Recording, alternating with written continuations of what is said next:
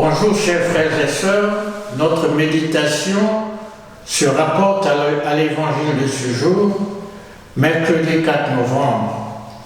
Il est tiré du chapitre 14 de Saint Luc, des versets 25 à 30. En ce temps-là, de grandes foules faisaient route avec Jésus. Il se retourna et leur dit : « Si quelqu'un vient à moi, sans me préférer à son père, sa mère, sa femme, ses enfants, ses frères et sœurs, et même à sa propre vie, il ne peut pas être mon disciple. Celui qui ne porte pas sa croix pour marcher à ma suite ne peut pas être mon disciple. Quel est celui d'entre vous qui, voulant bâtir une tour, ne commence pas par s'asseoir pour calculer la dépense et voir s'il a de quoi aller jusqu'au bout? Car si jamais il pose les fondations et n'est pas capable d'achever, tous ceux qui le verront vont se moquer de lui. Voilà un homme qui a commencé à bâtir et n'a pas été capable d'achever. Et quel est le roi qui, partant en guerre contre un autre roi, ne commence pas par s'asseoir pour voir s'il peut, avec 10 000 hommes, affronter l'autre qui marche contre lui avec 20 000? S'il ne le peut pas, il envoie, pendant que l'autre est encore loin, une délégation pour demander les conditions de paix. Ainsi donc, celui d'entre vous qui ne renonce pas à tout ce qui lui appartient ne peut pas être mon disciple.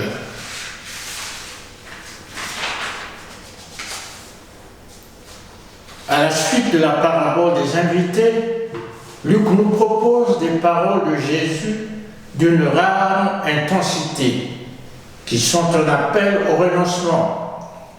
Celui d'entre vous qui ne renonce pas à tout ce qui lui appartient ne peut être mon disciple. Il y a comme un déplacement de paradigme. Ce ne sont pas des foules soucieuses de leur bien-être, en quête de guérison, de nourriture, de miracles, qui vont à Jésus. Ces grandes foules qui font route avec lui suivent un libérateur. Jésus va les prendre à contre-pied. Il se retourne chemin faisant et cible cette multitude. D'anonymes, ces grandes foules reçoivent une orientation identitaire. Les paroles de Jésus portent sur l'être disciple.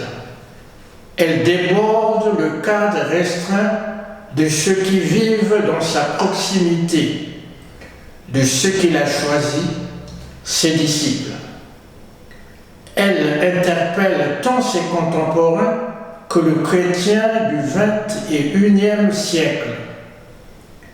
Être disciple pour le royaume, c'est bâtir des stratégies de rupture, opérer des choix prioritaires et ne pas se contenter de faire route avec une idée fixe du libérateur qui, comme toutes, ne dénie pas la croix.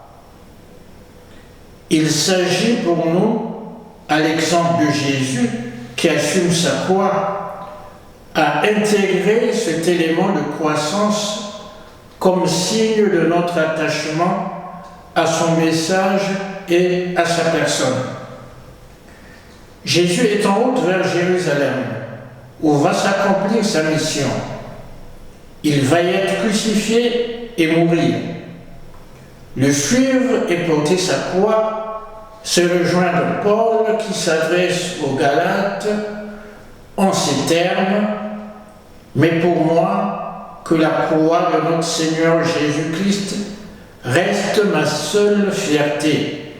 Par elle, le monde est crucifié pour moi et moi pour le monde. » Les paroles de Jésus dans le contexte de la communauté de Luc, sont une catéchèse, une invitation à sortir du cadre de la famille nucléaire pour une communauté qui transcende tous les liens biologiques, une communauté fraternelle et solidaire de ceux qui font la volonté de Dieu, qui écoutent sa parole et la mettent en pratique.